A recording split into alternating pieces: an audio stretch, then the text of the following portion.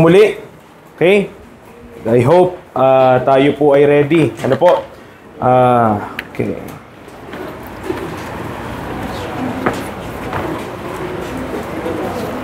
First Corinthians chapter 4. Buksan po natin ating mga Bible. First Corinthians chapter 4.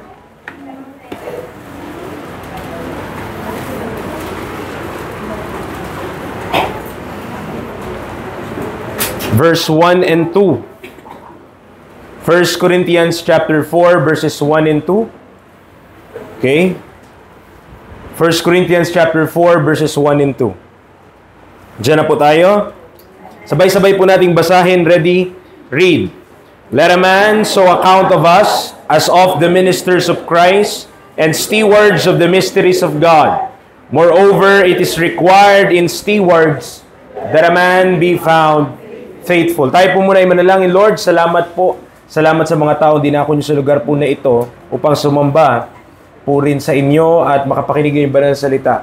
As you stated in your word, we worship you in spirit and in truth.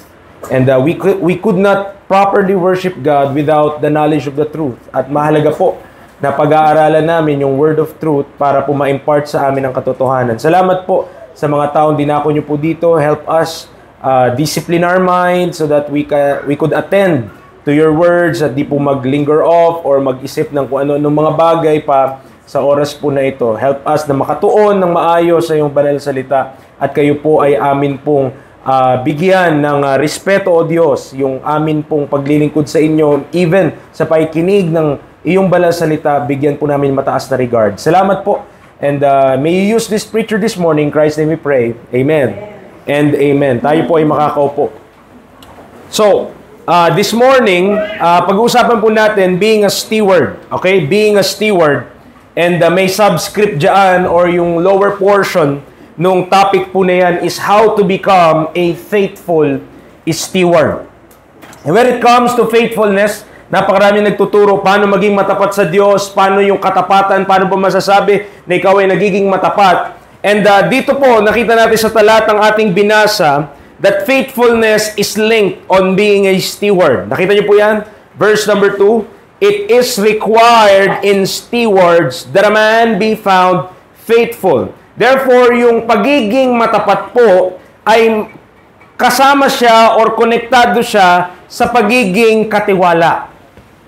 And we will learn from the scripture, from the word of God, ano ba yung ipinagkatiwala sa atin? What is entrusted to us that we must be faithful stewards thereof. Okay? So, yun yung ating pag-uusapan, mga kapatid. So, ano po ba ang steward? So, hindi ko na nalagyan ng animation yan, pero okay lang.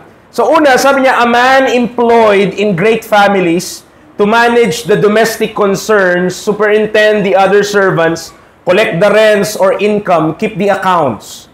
So, sa una pong definition ng word na steward, ang steward daw po ay isang tao na siya ay pinagkatiwalaan na i-manage. Okay? Na mag-manage, mag-superintend. O, kasama pa dyan yung mag-kolekta ng renta, mga kapatid. Collect the rents or income. Keep the accounts. So, hinighlight ko po in yellow yung mga keywords or key concept associated with the word stewardship or being a steward. Pangalawa, an officer of state. As Lord High Steward, steward of the household. Number 3, in colleges, an officer who provides food for the students and superintends the concerns of the kitchen. So sa colleges daw, tawag din sa steward pala, ay yung mga namamahala doon sa pagkain. Nagpo-provide ng pagkain.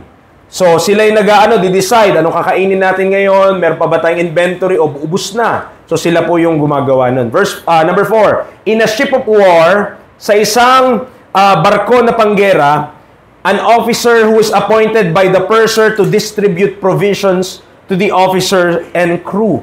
So sila, may steward sa barko, ang kanya daw trabaho doon ay i-distribute yung mga pangangailangan ng mga officers and crew. Siyempre, gigera ka tapos gutom ka, edi isang bala ka lang. Kung kumain ka, 2 bala ka. Buhay ka pa rin.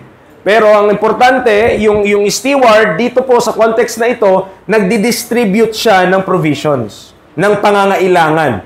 provisions, okay? Pinoprovide. Number 5, in Scripture and theology, a minister of Christ, whose duty is to dispense the provisions of the gospel, to preach its doctrines, and administer its ordinances. So, hindi po nalalayo sa general definition ng word na steward, yung pagdating po sa atin o pagdating po sa paglilingkod sa Diyos or even sa salita ng Diyos. Nakita niyo po, nagmamanage, nagsusuperintend, nagpo-provide ng pagkain, nagdi-distribute ng provision. Ganon din po pagdating sa salita ng Diyos. Ang steward, ginagawa niya yan. Pero ang kaibahan, hindi tayo nag-distribute ng physical food. We distribute spiritual food. We distribute something that is to be dispensed o ma-provide din natin sa iba kagaya ng ebanghelyo para ipangaral yung mga doktrina at i-administer yung mga inordain in all the churches. Okay. So, ililipat ko na po ano. Okay? Just get the keywords and key concepts po kasi yun yung point kung bakit natin inilagay yung mga bagay po na yan. So, number 1 point ng ating pag-usapan ngayong umaga is doctrine. Doctrine. Dapat alamin mo, know what is entrusted to thee. Know what is entrusted to thee.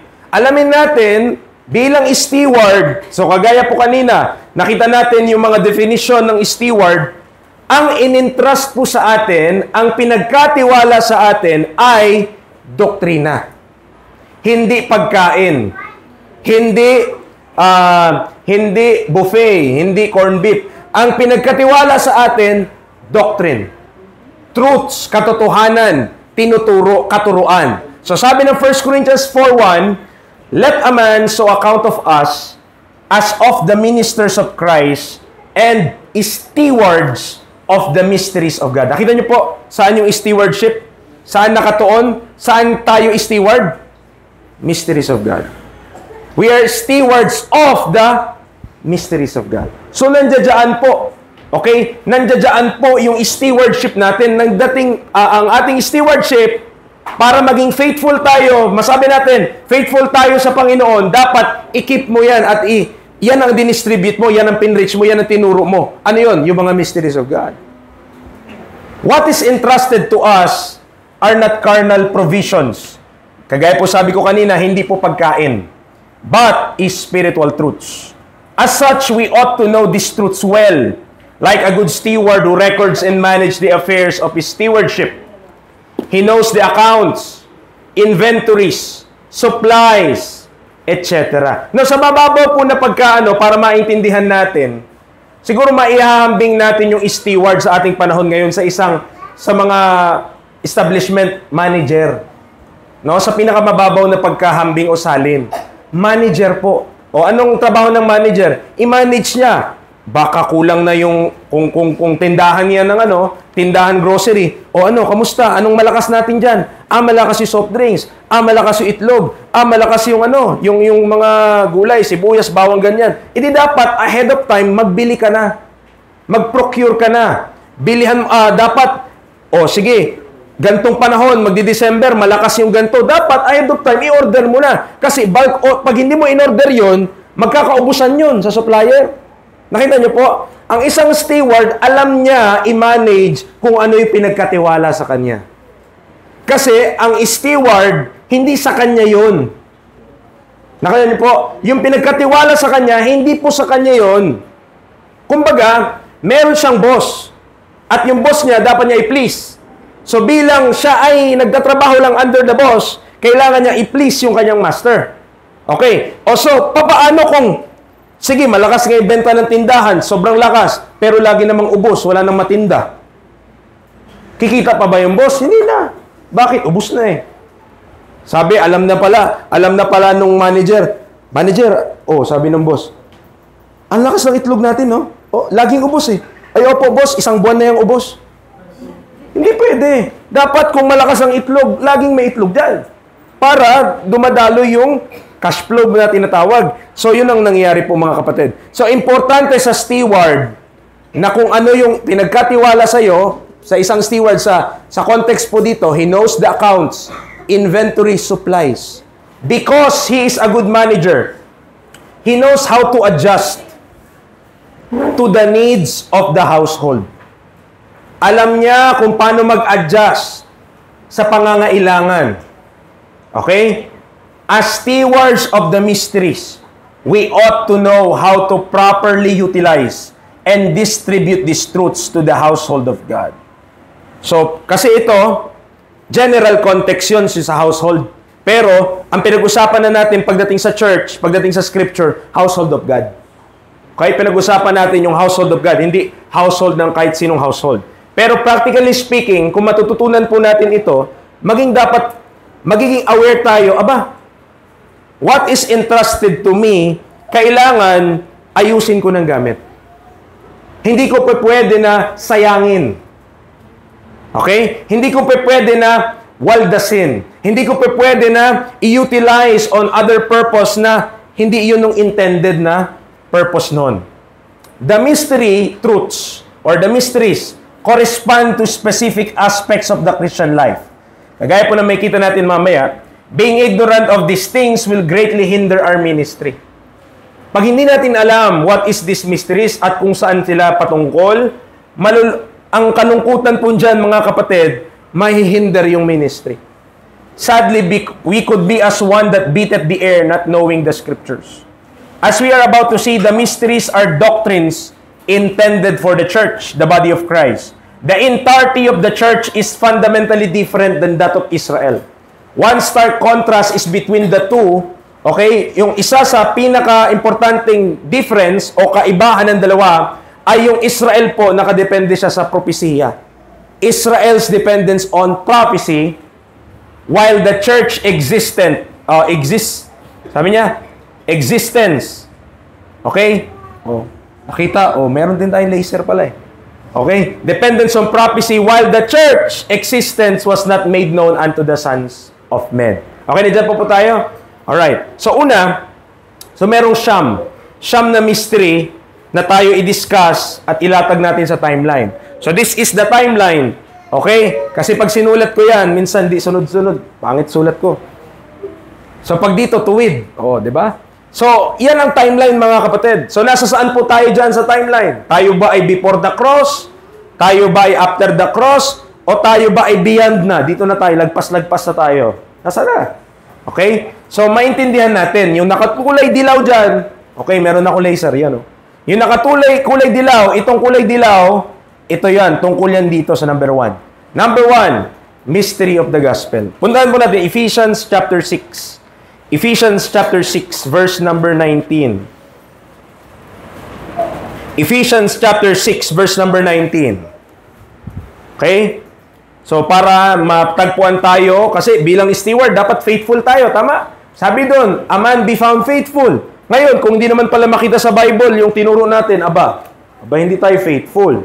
Sabi ng Ephesians chapter 6, verse 19, ano sabi ng Bible?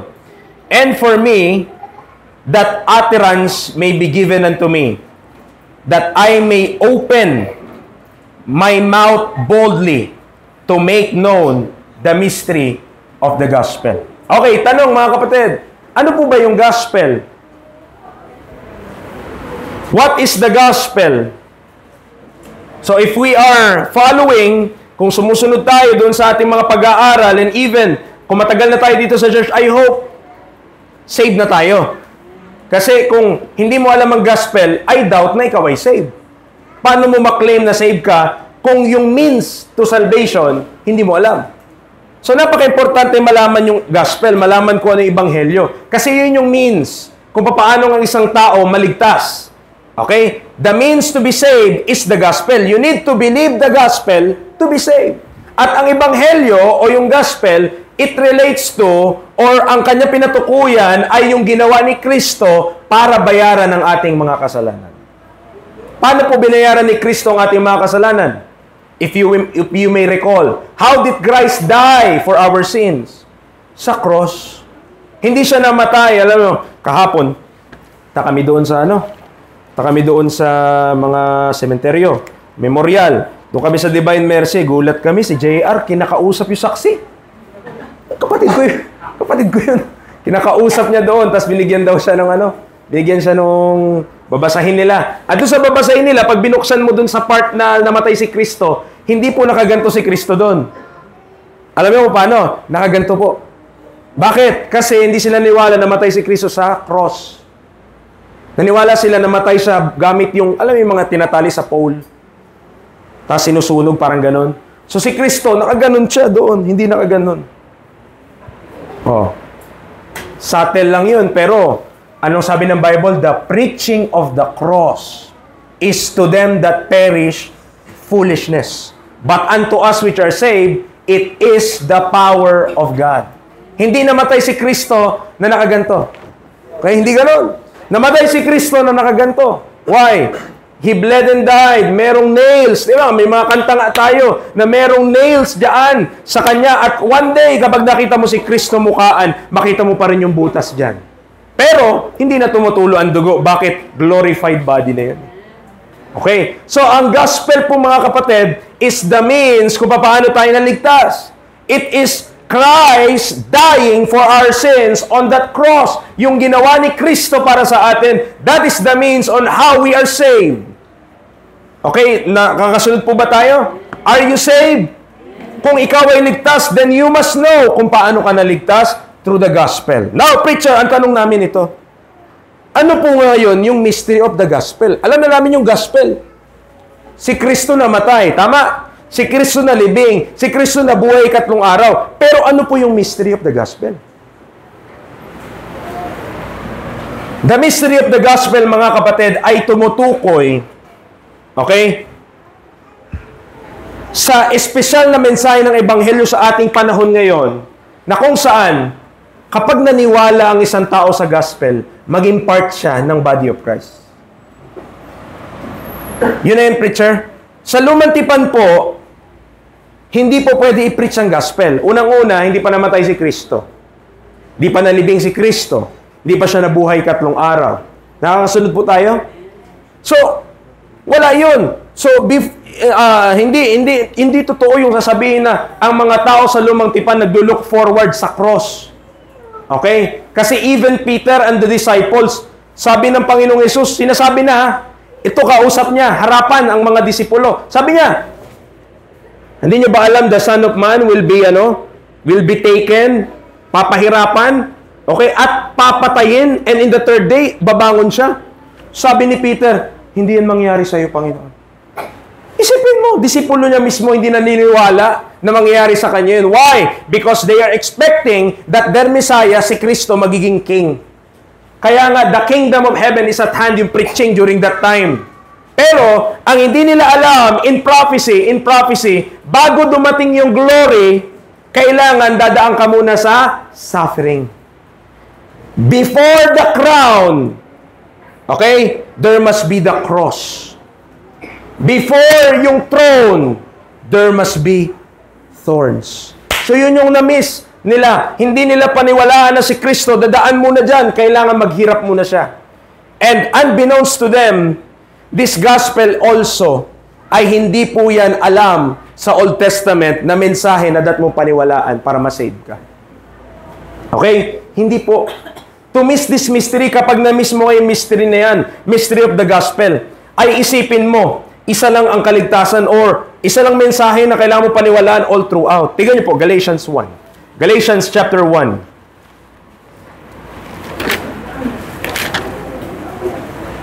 Galatians 1, 11 to 12.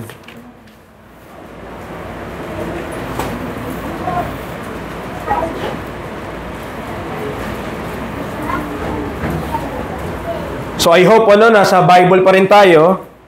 Sundan niyo po sa inyong mga Bible, yung atin pong mga reference na bubuksan. Okay, Galatians 1, 11 to 12. Sabi niya, 11, But I certify you, brethren, that the gospel which was preached of me is not after man.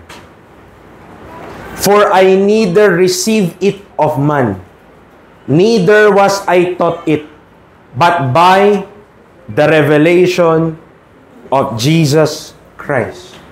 When we say revelation,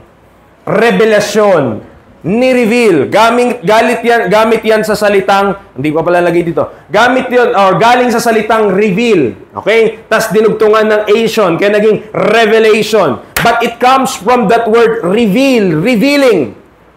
I-reveal mo. Pwede mo bang i-reveal yung isang bagay?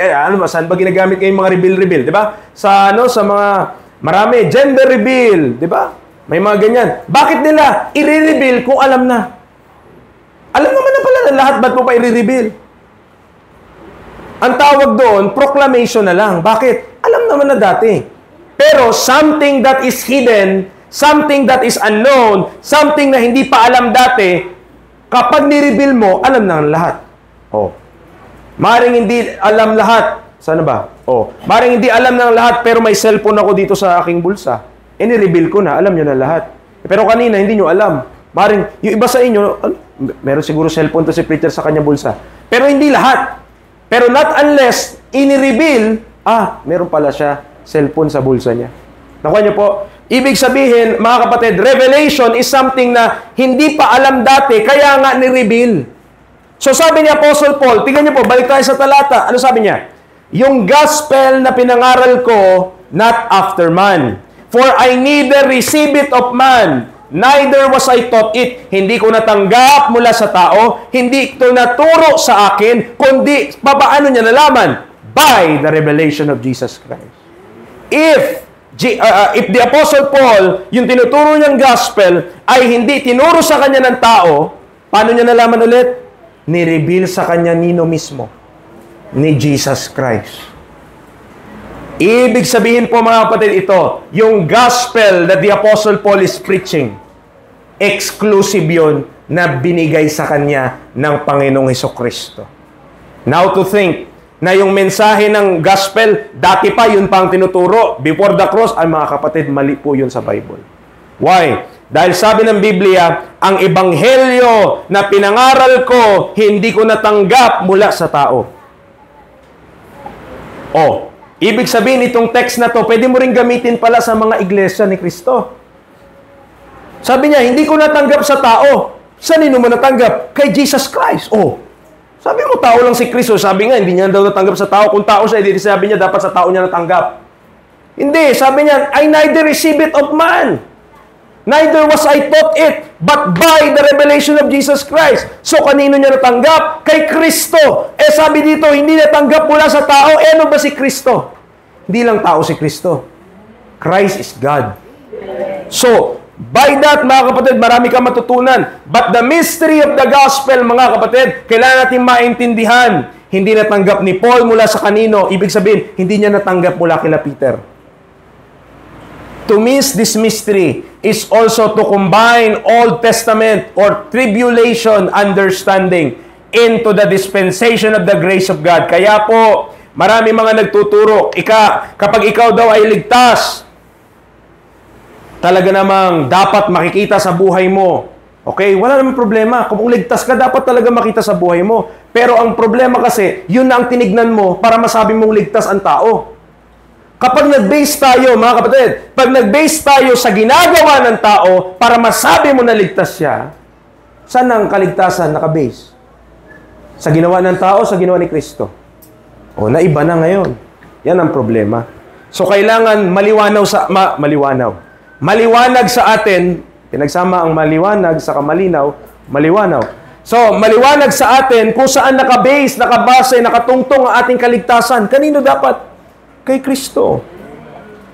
Acknowledging this mystery results to a clear delineation with the simplicity of believing in Christ through the gospel and performing under a covenant system. Iba kasi nabuhay tayo, ito ang atin, yung mystery ng gospel natin. Pag naniwala tayo, ito po, dito nga, niyelo ko rin, justified ka na. Justified ka na. When you say that you are justified, pardon ka na, napatawad ka na, clear ka na. Kung may kinaso sa'yo, kapag na-justify ka na, wala ka ng kaso. You are free from the charges, wala ka ng dapat babayaran. And that, ito po, kaya po, hindi tayo magtaka kung bakit merong mga naniniwala na hindi one save, always save. May mga naniwala, pag naniwala ka daw at nagkasala ka, mawala ang kaligtasan mo. Hindi ako magtaka. Bakit? Sa ibang panahon, ganun talaga eh. Pag pumunta ka sa tribulation period, Hebrews to Revelation, pwedeng mawawala talaga. Preacher, pwedeng mawala. After, ito po ha, itong gusto ko maintindihan nyo. After the cross na yon, after the cross po yun. Pero nawawala pa rin ang kaligtasan. Bakit? Isipin mo, magpatatak ka doon ng 666. Sa tribulation, di ba mawala ang kaligtasan mo? Aba, mawala talaga. Kasi sabi doon, kung sino man ang matagpuan na may tatak dito, kaya right hand or in their forehead, diretso sa lake of fire yun. Kahit, isipin mo, kung 7 years yung tribulation, nagpatatak ka halimbawa, kasi yung first 3.5, medyo okay pa yun eh, pero pangit na din. Tapos yung last 3.5, yun na talaga, binubuhos na ng Diyos yung wrath niya. Isipin mo kung nagpatatak ka ng 6 years, 11 months. Ibig sabihin, malapit na mag-7 taon, pero nagpatatak ka pa rin, lake of fire ka pa rin doon. Kasi ang sabi, endure unto the end, the same shall be saved. So kahit 11 months, isipin mo, 1 buwan na lang, kahit nga 1 araw na lang eh. Pero, nagpatatak ka pa rin, anong mangyari? Punta ka pa rin ng lake of fire. Mga kapatid, ganyan bang kaligtasan natin ngayon? Hindi po. Once ikaw ay naligtas, you are forever sealed and you are forever sa Panginoon na. That's the mystery of the gospel.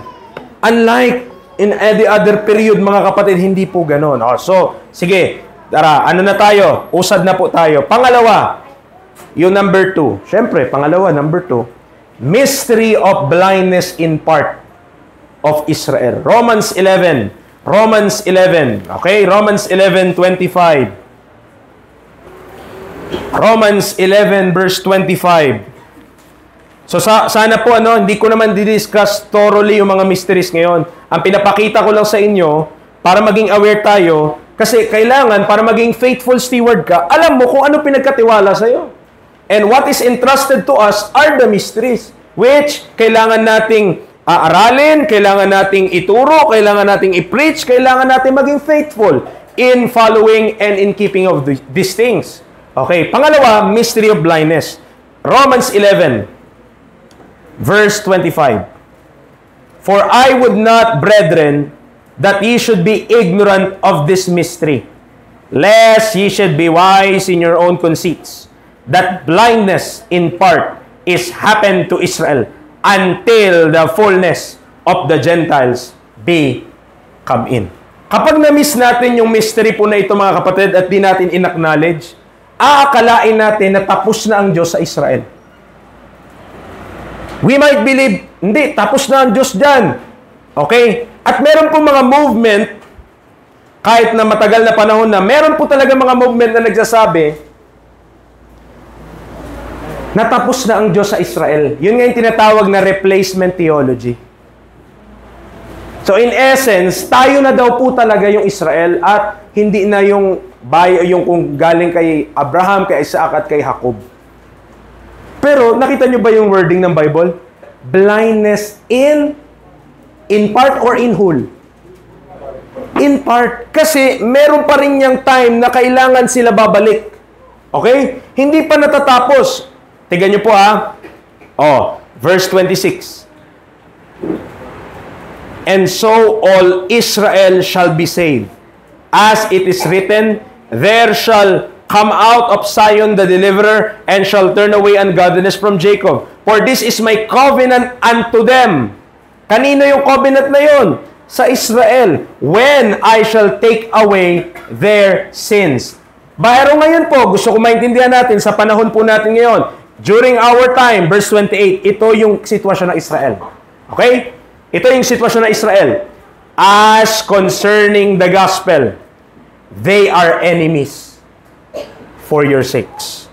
But as touching the election, they are beloved for the Father's sake.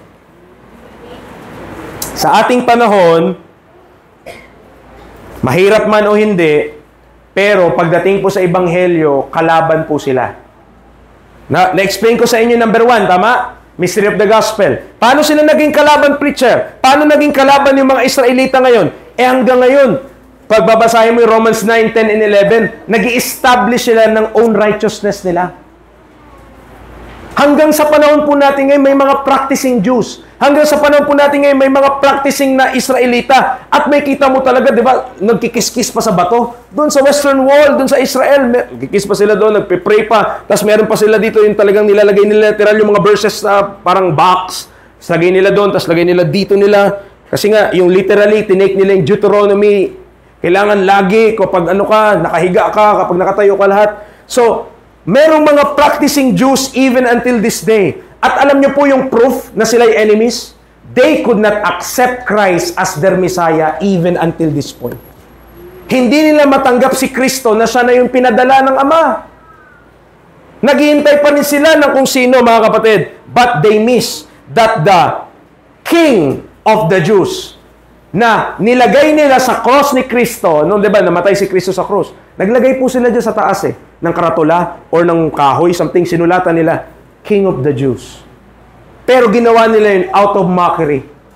But that is the truth, mga kapatid. Minamak nila si Kristo. Oh, sabi niya, siya daw yung King of the Jews. King of the Jews. Pero tingnan mo, kung ikaw talaga yung King of the Jews, bumaba ka dyan at iligtas mo ang sarili mo. Kung bumaba si Kristo nun, di niya na tayo maliligtas. Salamat, di siya bumaba. At dahil di siya bumaba, namatay siya para sa ating mga kasalanan, inilibing sa ikatlong araw na buhay na magmuli. Amen. What they meant for mockery, God turned it into a mystery. Mystery pala na kailangan na mamamatay si Kristo doon. So, mga kapatid, ito po, blindness in part lang sila. Kaya po ang panahon natin ngayon nandirito. Kaya po tayo ngayon ay nandirito. Dahil ang Diyos, pinospone niya, mga kapatid, yung programa niya sa Israel. Okay? God postponed His program to the Israelites.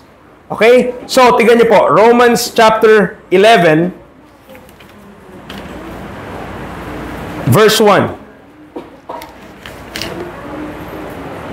I say then, hath God cast away His people?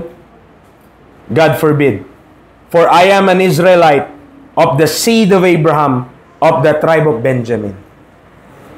Kita niyo po, yung mga pangako ng Diyos, the gifts and calling of God to the nation of Israel, tuto pa rin po yung lahat ng Diyos. Wala pong pangako ang Diyos sa lumang tipan na pinangako niya kay Abraham, kay David, at kila Moises na hindi niya tuto pa rin. Not one jot or tittle shall pass from the law till all be fulfilled. Lahat po yan mapufulfill. Kanya lang, sabi nga naman, kanya lang, okay, na-postpone. Bakit? May blindness in part na nangyari. Okay? May blindness in part na nangyari. Nabulag sila in part, yung Israel, mga kapatid. So, Romans 2, dito madalas, ano po, tumatakbo yung iba to say na ang church ngayon, ang church, yan na ang nagpatuloy ng Israel. Mga kapatid, iba po hiwalay po yun. Magkaiba po ang church at Israel. Hindi po yan magkaparehas. Romans chapter 2 verse 29, but he is a Jew, which is one inwardly, and circumcision is that of the heart, in the spirit and not in the letter, whose praise is not of men but of God. So meron man nagsabi, oh, kita mo, hindi lahat ng Hudyo, kasi nga, sabi dyan, no? Verse 28, hindi siya Hudyo na panglabas lang. Hindi siya Hudyo na outward in the flesh. Hindi porket natuli siya, Hudyo siya. Pero Hudyo siya, sabi ng verse 29, inwardly. Circumcision is that of the heart. But Paul is referring here, mga kapatid, tandaan niyo po yung nation of Israel during the time na si Kristo pumunta ng sanlibutan. Ito yung mga true Jews based doon, ha. Lahat po ba ng Israel tinanggap si Kristo nung dumating siya? He came unto His own, and His own receive Him not. Okay? Sino lang mga naniwala kay Kristo? Yung mga disciples niya, yung nanay niya, at kung sino pa. Okay? Sila, merong mga silent pa. Sino tong silent na ano? Si Nicodemus, yan. Silent follower. Pero, other than them, kukunti lang, mga kapatid. Pero after doon sa Pentecost, dumating ng Holy Spirit, Holy Ghost na pour na sa kanila, meron pa, parang 300 something. Ganyan. Sila po mga kapatid ang tinatawag ng Bible na remnant according to the election of grace. Sila yung mga true Jews which will receive the promise. Pinangako sa Israel, pero because of their unbelief, ang makareceive lang yung mga tunay na Israelita na naniwala, tinanggap ang kanilang Mesayas. But because they reject their Messiah, hindi sila kasama. Preacher, sino yung mga tinutukoy mo? Diba, sabi nga, sino bang pinipreachan ni John the Baptist? Sino bang pinipreachan ni Jesus Christ yung panahon niya? Pharisees, scribes. Sino pa? Sadducees.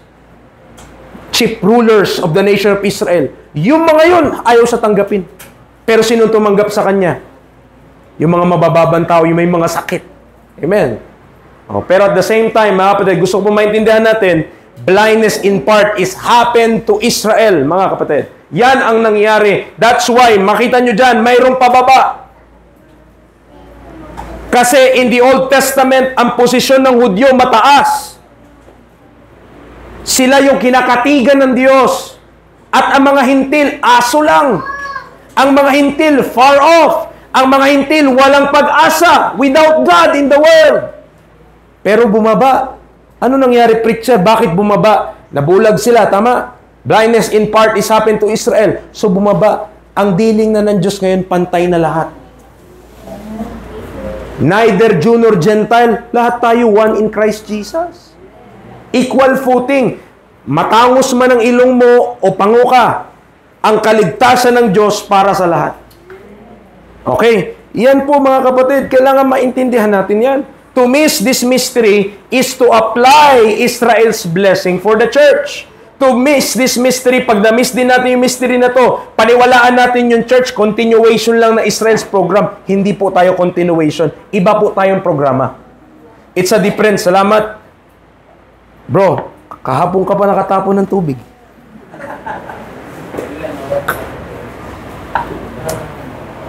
Meron kaming yan, sa KFC kahapon. So, to miss this mystery, mga kapatid, is to believe the church is continuation of Israel's program. Hindi po, mga kapatid.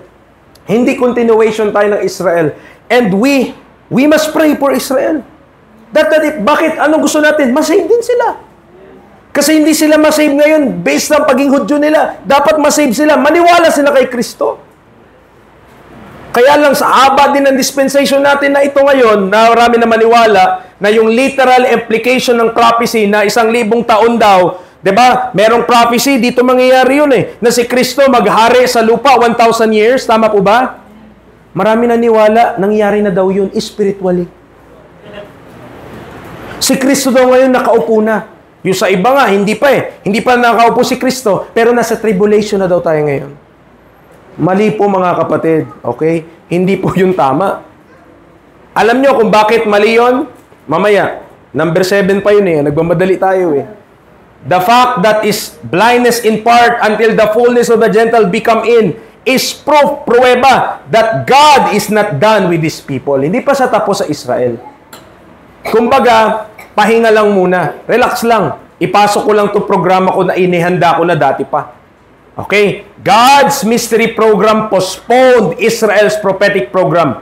Brethren, God will fulfill His word. Okay? So, sige, diretso na muna tayo. Di ko na muna i-discuss yun. Okay, pangatlo na tayo. Dito number 3. The great mystery. Okay, Ephesians 5. Ephesians 5. Ephesians 5:22 to 25. So, to clarify mga kapatid hindi tayo nagturo na dapat galit tayo sa mga Hudyo. Hindi po yan. Enemy sila, pero tayo ba? Dati man tayong enemy. Tama? Enemy tayo ng Diyos Pero kinahagbagan ba tayo ng Diyos? Yes. O the same long-suffering and patience of God, dapat ganun din yung attitude natin sa mga Hudyo. Kasi unang-una, yung tagapagligtas mo, gusto ko lang i-remind sa'yo, Hudyo. Jesus Christ is a Jew. Okay? So number 3, great mystery. Ephesians 5:22 to 25.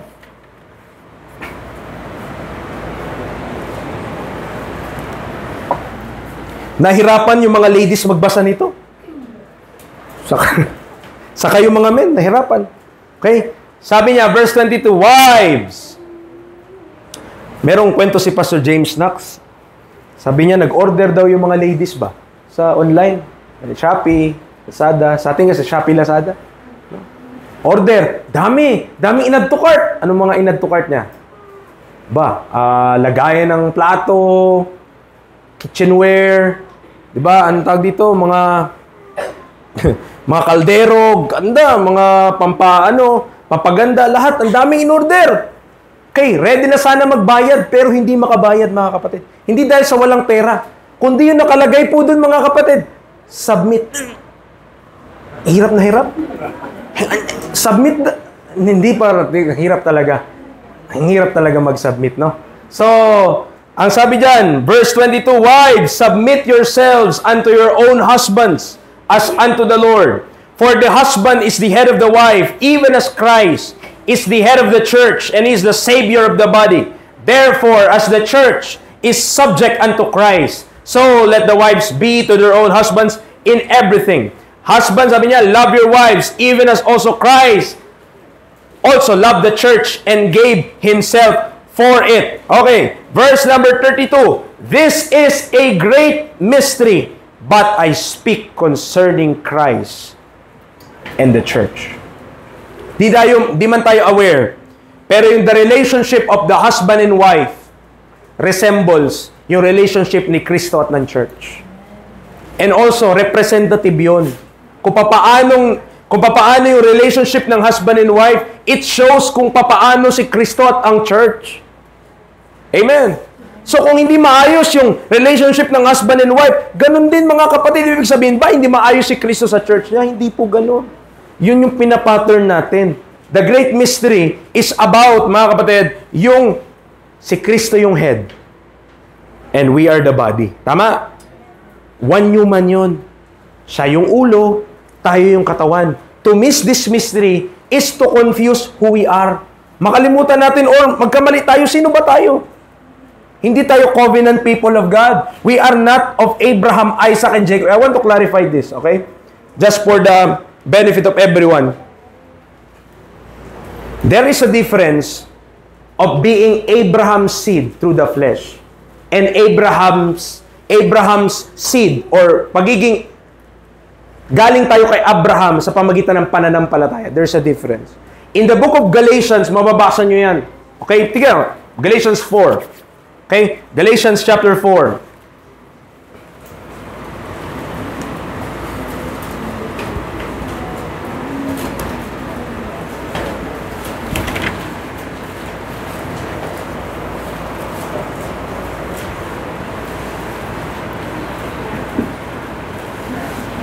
Okay, Galatians 3. Yan, Galatians 3.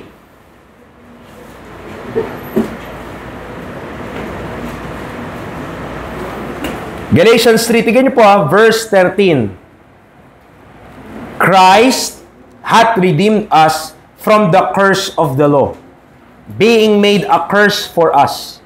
For it is written, cursed is everyone that hangeth on a tree, that the blessing of Abraham might come on the Gentiles. Sa papaanong paraan dumating yung blessing kay Abraham sa atin? Through Jesus Christ. That we might receive the promise of the Spirit through faith. Yan po yung kaibahan natin, mga kapatid, sa Israel. Alright? Our blessing or yung blessing na yon sa pamamagitan ng pananampalataya ay natanggap natin sa pamamagitan ni Jesucristo lang. Kasi, una pa lang, siya naman talaga yung promised seed. Christ is the promised seed. And we believing on Christ, receive natin blessing. Amen. Pero, tignan nyo rin yung 28, verse 28. Kailangan nating maintindihan. Same chapter lang yun, Galatians 3. There is neither Jew nor Greek. Wala na. There is neither bond nor free. There is neither male nor female. For ye are all one in Christ Jesus. Kita niyo po? Napakahalaga na maintindihan natin yung mga bagay na to. Our identity. Napakaraming mga tao ngayon nalilito sa kung sino sila. Tama? Nalilito sa kung sino sila. Napakaraming nalilito sa kung sino sila. Dapat alam natin kung sino tayo. Kilala mo ba? Ano pangalan mo? Alam mo, saan ka nakatira? Dapat alam natin. Okay? Pharisees, Sadducees, scribes, chief rulers of the nation of Israel during the earthly ministry of Lord Jesus Christ. Ang tawag nga nung John 8:44, sabi, "Ye are of your father the devil, and the lust of your father you will do." Sabi, sinabihan mga Pariseyo. Oh, pero kahit tinawag sila na child of the devil, children of the devil, ang inoffer pa rin sa kanila, repent. Therefore, kailangan mag-repent sila kasi ang sinunod nila, yung will ng diablo, hindi yung will ng Diyos. Alright, dyan pa po tayo. So, Colossians chapter 3. Colossians 3:10 to 11.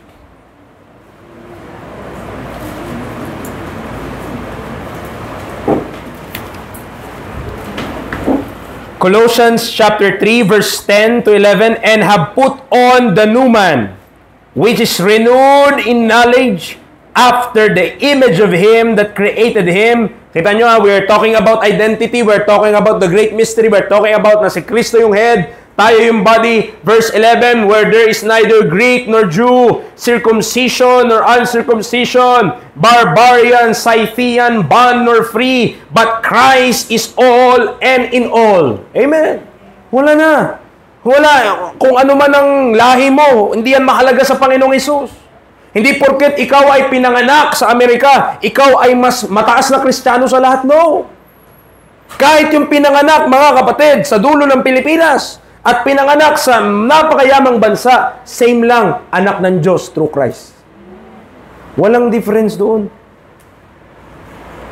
Sabihin natin, isipin natin, mas mataas ang Hudyo sa atin ngayon. No. Pantay nga lang eh. Bakit? Pag binasa mo Romans 3, di ba? Pinantay ng Diyos.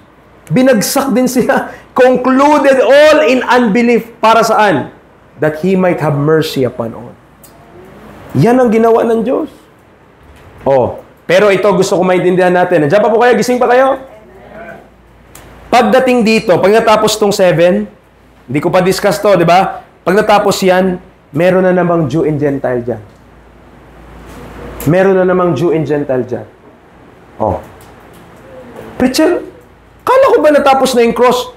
Di ba? Ito gusto ko rin pong maintindihan natin kasi naririnig ko rin to sa mga young people eh. Baka para lang i-correct yung kanilang understanding, para alam lang natin. Romans chapter 10. Okay, Romans chapter 10.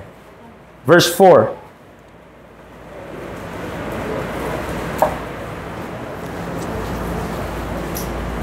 Question.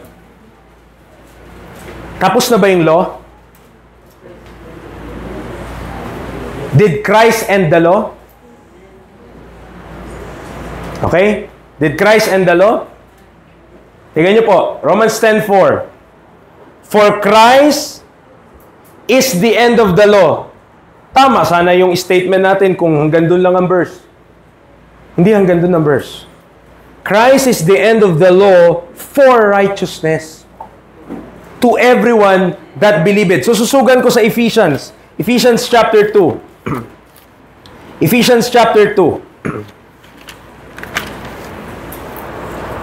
Ephesians chapter 2. Kaya maraming nalilito dito dahil na-broken na daw yung middle wall sa cross. So, pati dito, dapat ganun din. Hindi po. Tignan nyo po. Ephesians chapter 2, verse number 14. For He is our peace, who hath made both one. Context. Ano yung both? Both Jews and Gentiles. Ang ginawa niya, inisa niya, and hath broken down the middle wall of partition between us, having abolished, saan niya inabolish? May location lang po. May lugar lang kung saan naka-abolish yung enmity. At yung enmity, mga kapatid, verse 15, is the law. Okay? The law. So yung enmity, yung law na yan, yung law of commandments, contained in ordinances, there is just a place. May lugar kung saan dyan lang basag yung batas. But outside of that place, the law is still applies. Ano ibig sabihin mo, preacher? Verse number 15, having abolished in His flesh. Verse number 16, and that He might reconcile both unto God in one body by the cross, having slain the enmity thereby. Di nyo nakuha, mga kapatid, ito. Wala lang epekto ang law in Christ. Lumabas ka kay Kristo, meron na namang law. Kaya pagdating mo dito, syempre, rapture na tayo Rapture yan 7. Paglabas mo dyan, pag-akyat natin, meron na namang Jew and Gentile. Bakit? Ang mga in Christ sa langit na. Nakuha niyo po? Yung effect ng law, yung law of commandments, it is just abolished. Saan lang na-abolish yon? Sa cross? Hindi po. In His flesh. O, baka yung iba na nahihilo, ano bang pinagsasabi nito na preacher? Ito po, para maintindihan natin. Kiniklaim natin na we are not under the law, tama? We are under grace. Alam niyo po kung bakit hindi tayo under the law? Because we are in Christ. Kapag hindi ka in Christ, maintindihan ko kung bakit under the law pa rin kayo.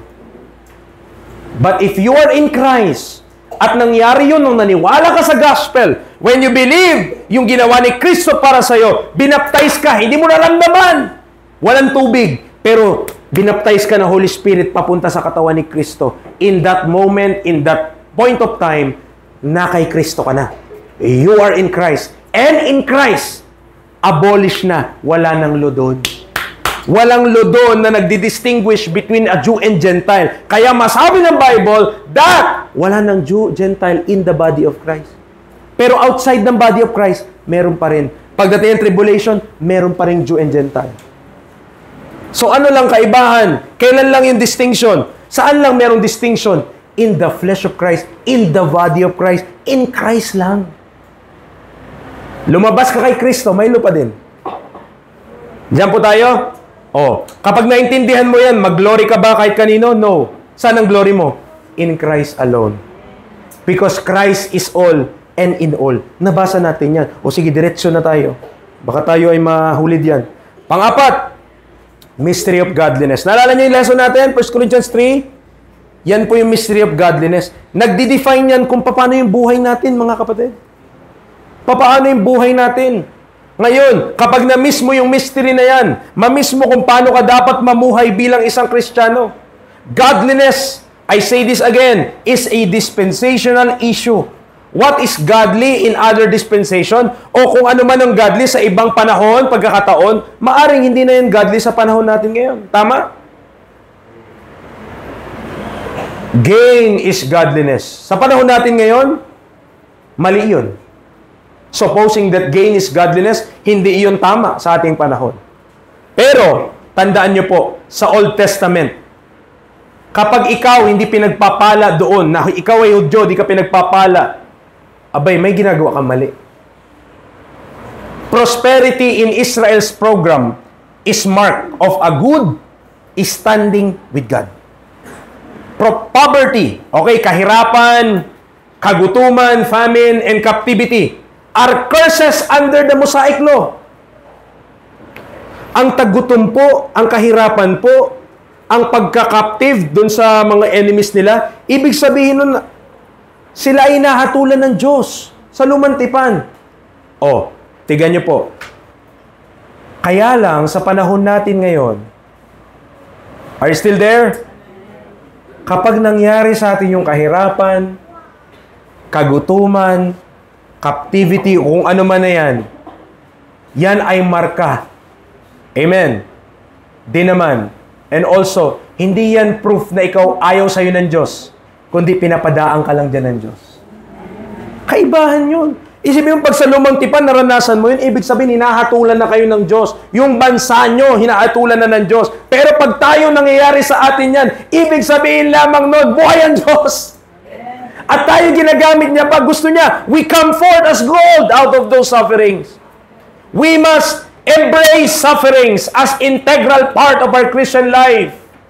Sufferings for godliness are part of the Christian experience. To deny suffering is to deny Christ. Kapag dininay natin yung mga kahirapan, ganyan, dinideny natin si Kristo. To deny Christ is to be denied rulership with Christ in eternity. Mga kapatid, your life, merong nag-illustrate nun eh. Parang, wait lang, sana ang ating ano. May nag-illustrate nito.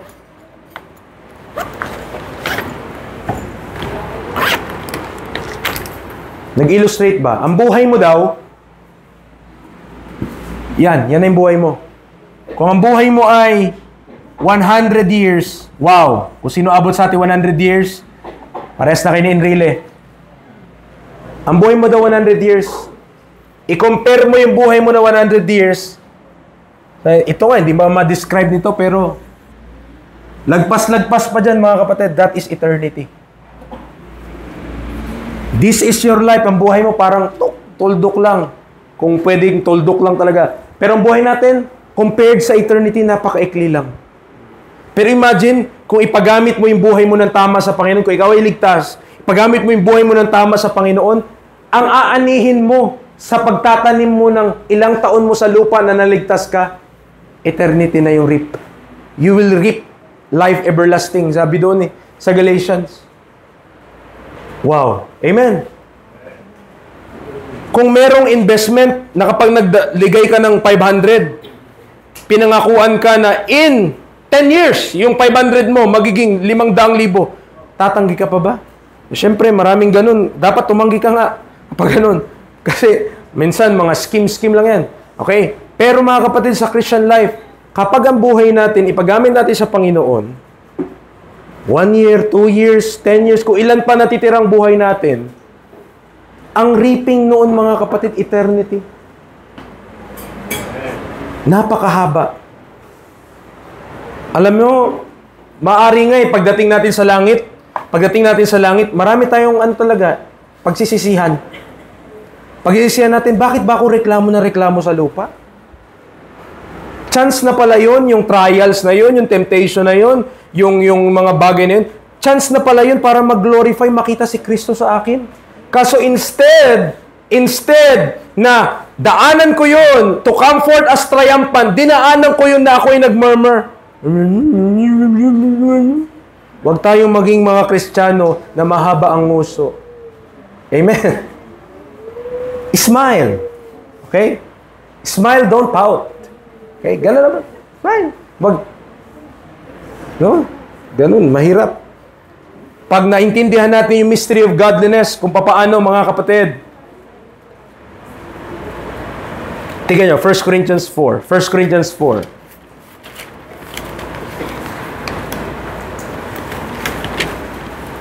First Corinthians 4, verse 9.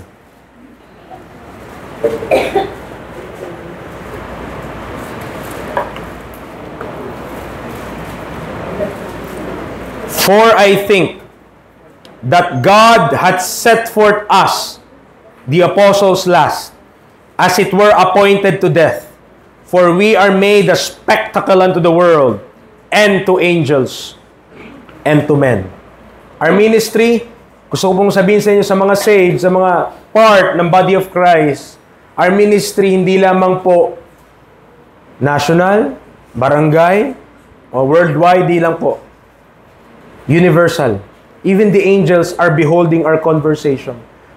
Pinapanood po ng mga anghel yung ginagawa natin dito sa lupa. Amen. Na pag nakita nila na nagsasuffer tayo for godliness, pag nakikita nila na naglilingkod tayo sa Panginoon in spite ng kahirapan, in spite ng mga difficulties sa ating buhay, makita nila, wow, yan pala si Kristo. Christ in them, the hope of glory. The angels are beholding our conversation. Na kapag yun, may nakikita nila how the husband love his wife and how the wife submit to his husband or husband, nakikita yun ng mga anghel. It ministers to them that one day also we will judge those angels. Sabi niyo ng Bible. Pinagmamasdan po tayo. Kaya hindi po pwede na tayo ay papetiks-petiks lang sa Christian life. As such, we should not overly attach ourselves in the affairs of this life. Tayo lahat doon. Diba? Guilty po tayo doon lahat. No? Most of the time, palagi lang natin inisip yung mga bagay ng sanlibutan, mga pangailangan natin. But we are not setting our affection on things above. For our citizenship is in heaven, from whence we look for the Savior, the Lord Jesus Christ. We are living in a present evil world. Tama po ba? Hindi pabuti ng pabuti ang mundo. Pasama talaga ng pasama. At ang mga tao, evil men and seducers, wax worse and worse. So anong sabi sa mga mananampalataya? Redeem the time, because the days are evil. Let me remind you, ang pag-asa natin is not with the government. Neither in any worldly and earthly organization. Ang pag-asa natin wala dito sa lupa. If perhaps meron tayong dissenting buhay sa ilalim ng gobyernong ito, then dapat i-avail natin yung mga benepisyo na yan for the advancement of the gospel. However, many of us, while having a quiet and peaceable life and comfortable living, habang tayo merong ang pamuhay natin okay naman, ang nangyari, hindi tayo nakapamuhay unto Him which died and rose again. Yun ang mystery of godliness, maintindihan natin. Pag mas lalo natin ito ma-appreciate, mga kapatid, ang Christian life natin mag-improve. Okay, tuloy tayo. Hindi ko na matapos. Number 1 pa lang yan. Hanggang 4 yan eh. Pero 1 lang tayo. No? Masyado na tayo mahaba. So, number 5, mga kapatid, mystery of the faith. Mystery of the faith. So, yan, makita natin sa 1 Timothy 3:9. 1 Timothy chapter 3, verse 9.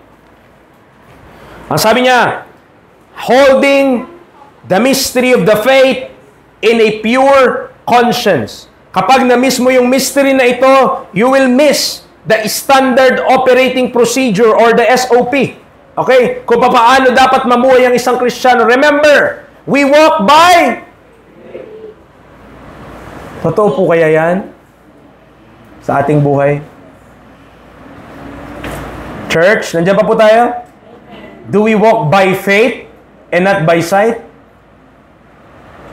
Tahimik kasi madalas sight lang talaga tayo eh.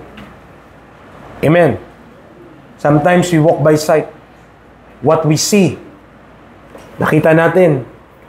Pag nakita natin yung bigasan natin, talagang side na. Wow.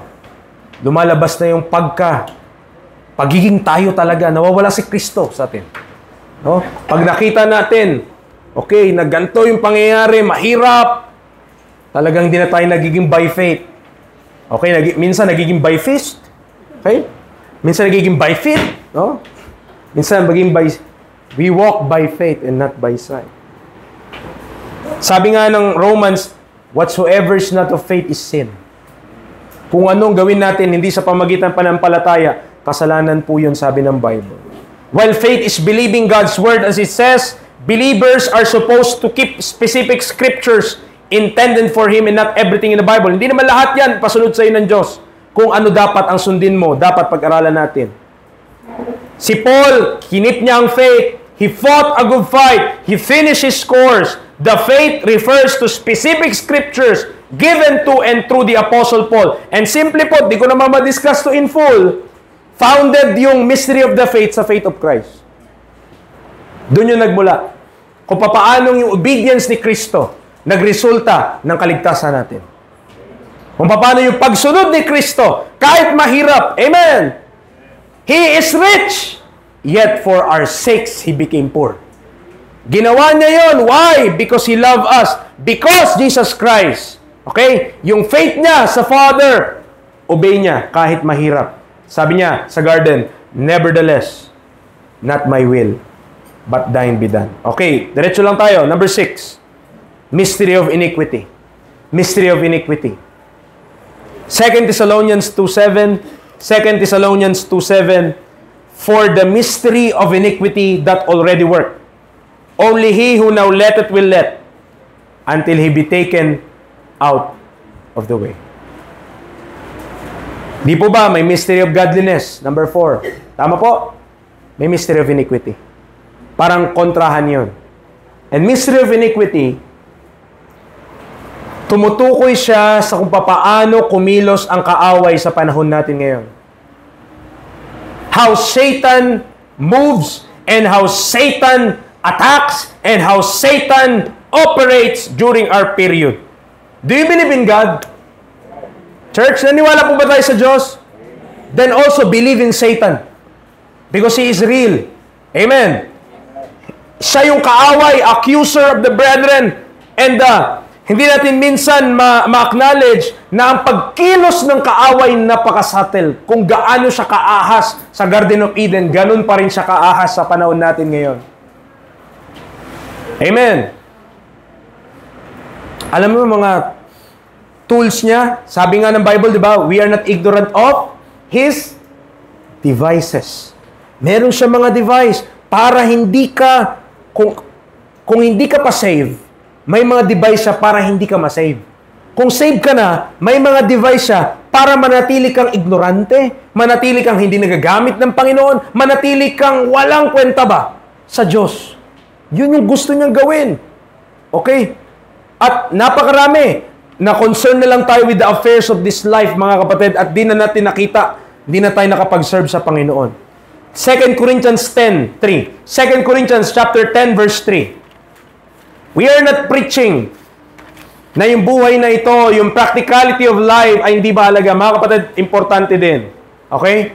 Pero hindi tayo nag-overly attach doon sa mga bagay na yon. Tingnan niyo po, 2 Corinthians 10 verse 3.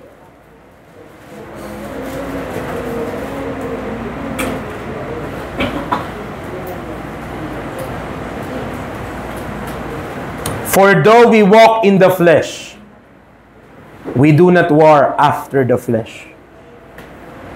For the weapons of our warfare are not carnal, but mighty through God to the pulling down of strongholds, casting down imaginations, and every high thing that exalteth itself against the knowledge of God, and bringing into captivity every thought to the obedience of Christ. Brethren, tinawag ang buhay na ito, tinawag yung pakikipagbaka natin sa kaaway at sa buhay na ito na ano po? War. War.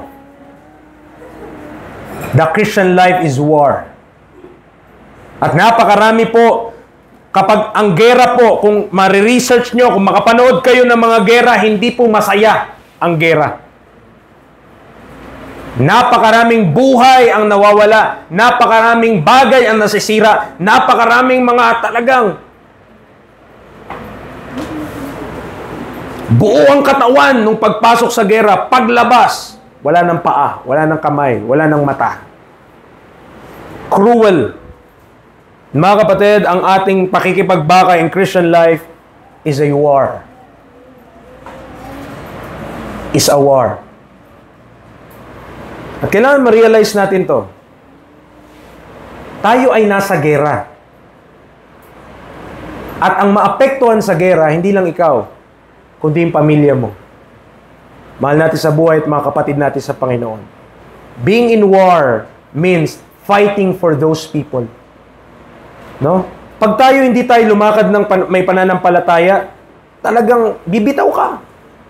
Bibitaw ka. Okay? Kasi mahirap po maging Kristiyano. Amen. Mahirap maging Kristiyano. Hindi naman, sinabi ba ang Diyos na madali maging Kristiyano? Okay?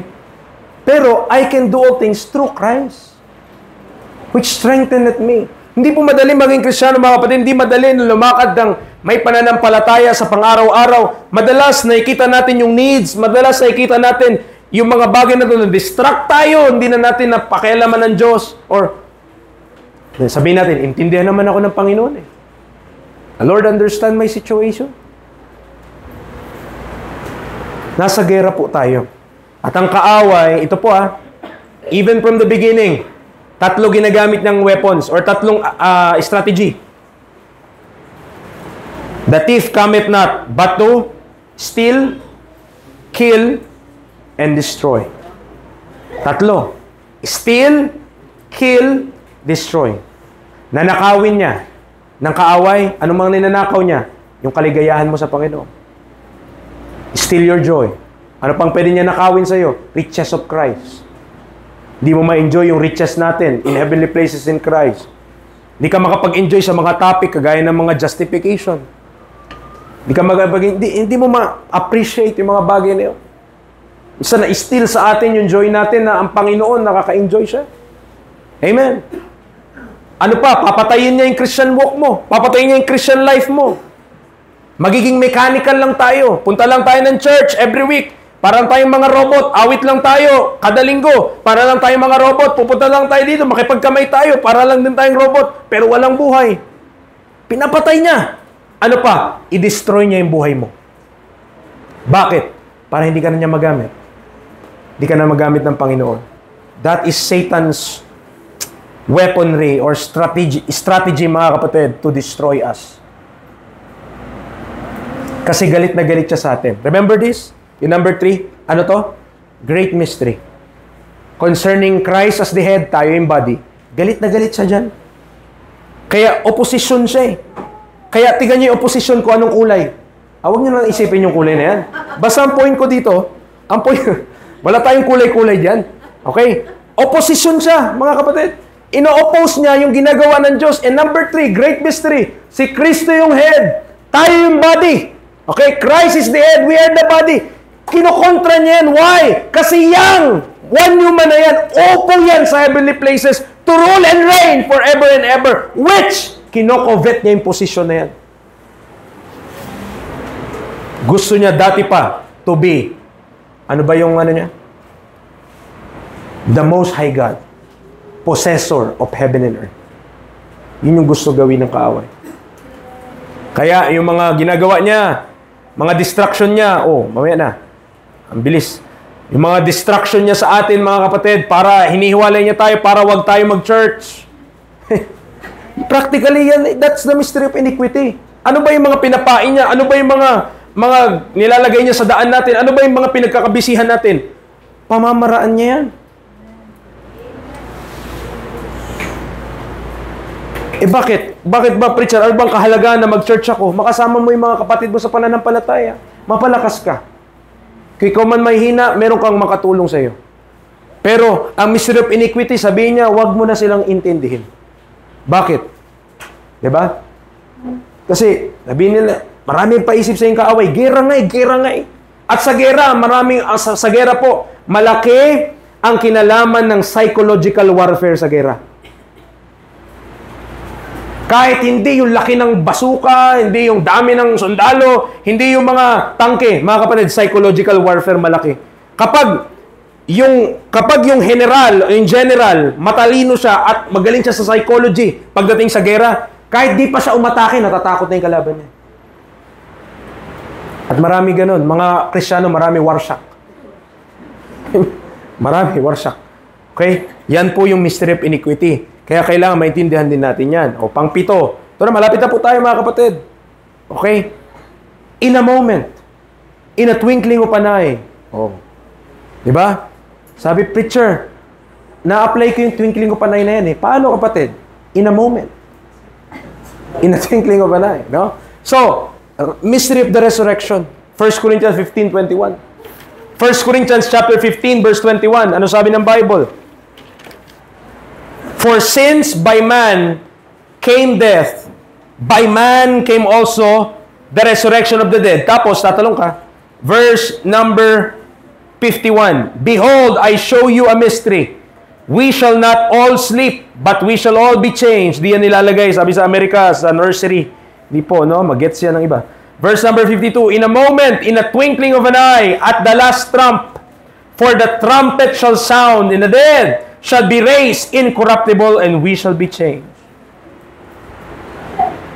Ang blessed hope natin, kaya nga ito, defines the Christian's hope. Ang blessed hope natin, looking for that blessed hope and the glorious appearing of a great God and our Savior, sino? Sinong hinihintay po natin? Kapag nagkamali ka at sabihin mo tapos na ang rapture, sino na hinintay mo? Antichrist. Ayan na, yung Pope, Antichrist yan. Ayan na, si Donald Trump, Antichrist yan. Ayan na, si BBM, Antichrist yan. Lahat na lang Antichrist sa'yo. No? Yung Antichrist, mga kapatid, di mo kailangan intindihin yun. Why? Ang kailangan pagtuunan mo, our great God and Savior, Jesus Christ. Ilagay niya sa tamang perspektibo yung utak natin, yung isip natin. Amen. Kaya kung tayo man nabubuhay dito sa lupa, huwag tayo mag-alala. Huwag tayo magulumihanan, mga kapatid, sapagkat ang ating hope, makalangit. Ang ating inihintay, ang Panginoong Yesus. Pero, kahit ganon, makaranas tayo ng hirap, makaranas tayo ng mga difficulties dito sa lupa, hindi tayo exempted doon. Pero, kahit ganon, may pag-asa naman tayo. Ang ating tinitignan, hindi Antichrist. Hindi tayo okay, church! Magti-2026 na, darating ng Panginoon. At dahil 2026 na, mag-imbak na tayo ng maraming pagkain. Maglagay kayo sa mga bahay nyo, bumili kayo ng napakaraming mga grocery kasi po, papasok na tayo sa tribulation period. Nangyari yan, yung year 2000. Kayong maraming mga tao, nagbenta ng mga kung ano nila. At dumating yung 2000, hindi naman dumating ang Panginoon nun. Ano nangyari? Nabankrupt yung iba. Mali Ang inihintay mo na yung Antichrist, hindi na ang Panginoong Yesus Amen. Dapat tama yung ating expectation, ang hope natin, hindi kahit na ang hope natin, blessed hope natin, makita natin ang ating Panginoong Yesus. Mga kapatid, on that day, wala nang mas mahalaga pa. Iiwanan mo talaga lahat. Irrelevant na lahat. Amen. Everything will be irrelevant on that day. Yung akala mong napaka-importante mong games, na level 25 ka pala yan, hanggang ngayon, wala yan. Wala na yan. Pag nag-rapture na, iwanan mo ang lahat ng yan. Amen. Pag nag-rapture na, wala talaga. Yung inaalagaan nating baboy, inaalagaan nating manok, wala. Iwan yan. Yung mga lahat ng mga natin sa mundo, mga kapatid. Kaya nga, ang sabi doon di pa natin napuntahan kasi di tayo nagtuloy sa ating series, pero pagdating mo ng 1 Corinthians 6, alam ko nakalagay doon, charge them that are rich in this world, that they be not high-minded, nor trust in uncertain riches, but in the living God, which giveth us richly all things to enjoy. Ang charge po ay maglay tayo on things eternal. Hindi lang ang things on this world. Kasi nga, lahat ng yan, iwanan din po natin. Amen. So kaya marami, yung mga Thessalonian believers, troubled and shaken in mind. Bakit? Kasi akala nila, tribulation period na. Pero ang hope natin, rapture, mga kapatid. Malapit na po tayo. Number 8, ito. Mystery of His will. Yan ang makapag-define ng ating destiny. Our destiny is heavenly.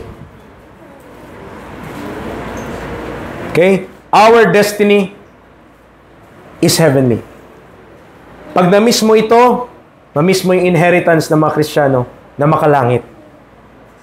Our grand privileges came not due to God's preference of Gentiles over the Jews. Tandaan natin, hindi tayo niligtas ng Panginoon dahil mas gusto niya yung Gentile sa Jew. Hindi po. Ang glory lagi na kay Kristo. Kaya po tayo makakaupo doon sa heavenly places, kaya po tayo may position doon sa heavenly places, is all because of Christ. Not because of us. Hindi dahil sa atin. Hindi dahil magaling tayo, hindi dahil wala po. All because. Summarize ko na, mga kapatid. Number 9, the mystery defines the Christian's dispensation. Define yan yung buong panahon natin, mga kapatid.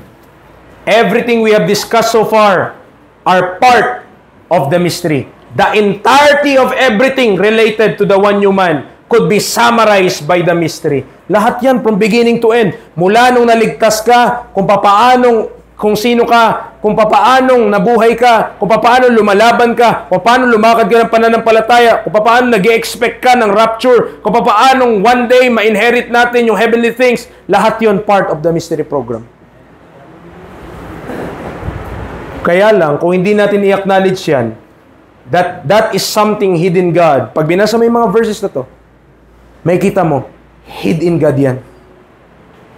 Kaya hindi mo siya makita sa Old Testament. Kaya hindi mo siya makita doon sa mga talata na yun because it is hid. Sadly, nakakalungkot po dahil, tingnan nyo, Ephesians 3, maring dito na po tayo magtapos. Okay? Right lang. And I might continue this following weeks na lang. Ephesians 3.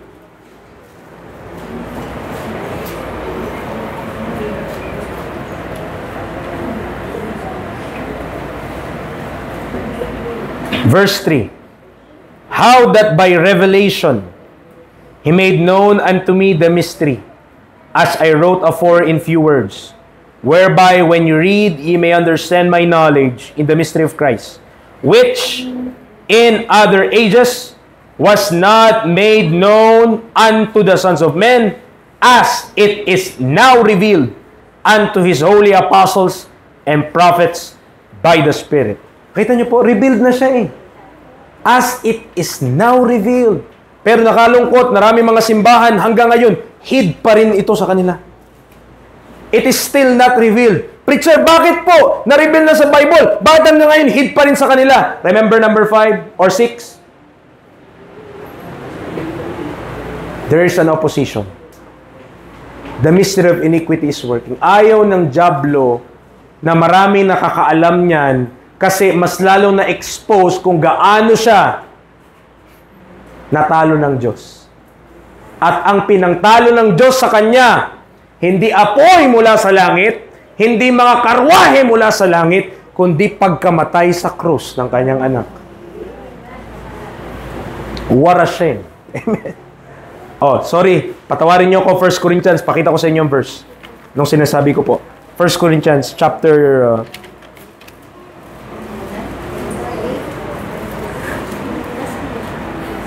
1 Corinthians chapter 2. Chapter 2. Oh, dito na po tayo magtapos. Ito, ano na. 'Di ba ganoon naman pag mag-preach ka, last na, final na. Okay, huli na. Okay. 1 Corinthians 2, verse number 6. Hanggang 10 lang, okay. Sundan niyo po sa Bible niyo, no, para ma-appreciate natin.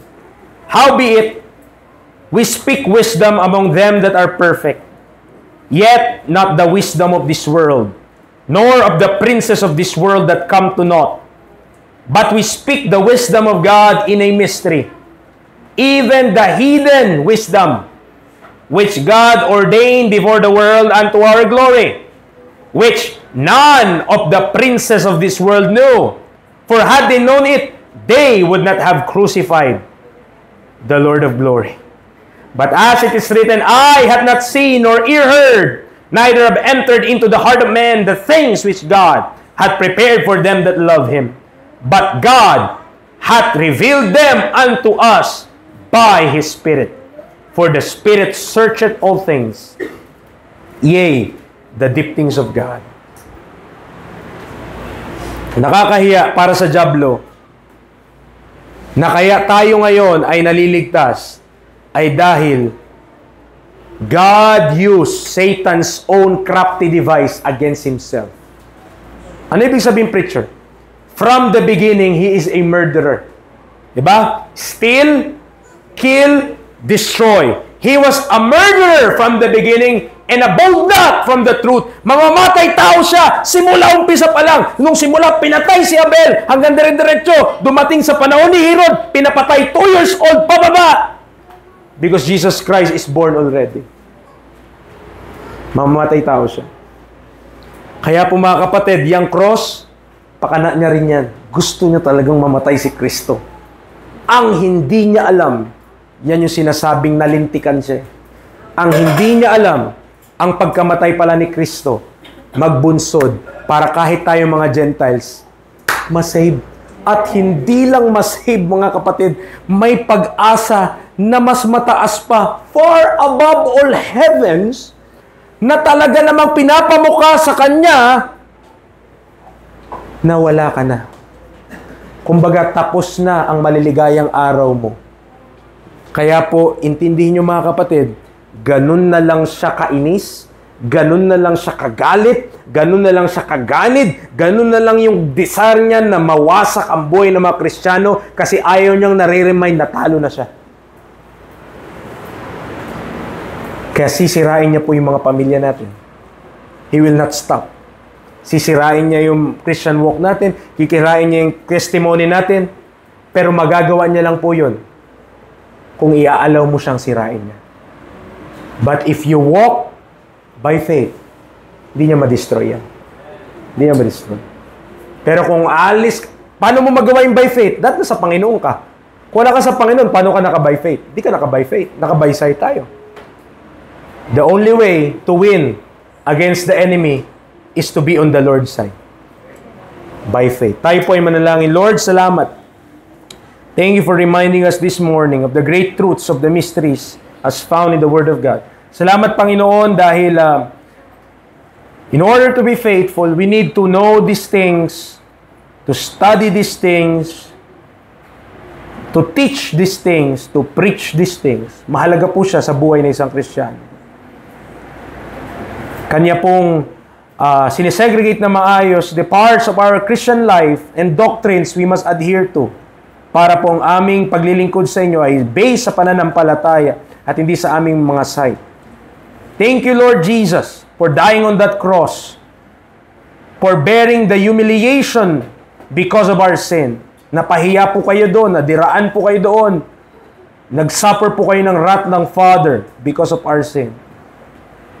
But that humiliation brought forth glorification.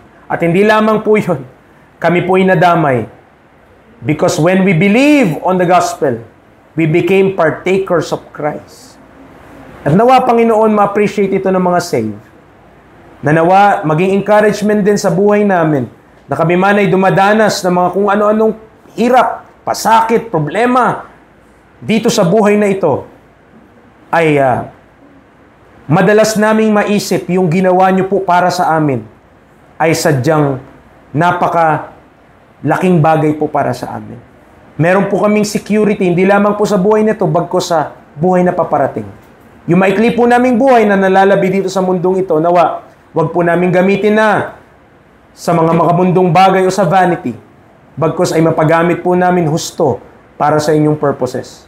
Lord, thank you for the opportunity to preach your word, and I pray na maging itong blessing sa mga kapatiran, wag pong mawala agad sa aming mga thoughts, and help us to fight dito sa mystery of iniquity. Wag kami ma-dislodge, wag kami matigilan. Help na mga kapatiran na makapagpatuloy, Panginoon, sa pananampalataya.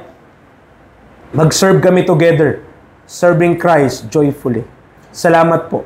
Be to you all the glory and praise. In Christ's name we pray. Amen and amen.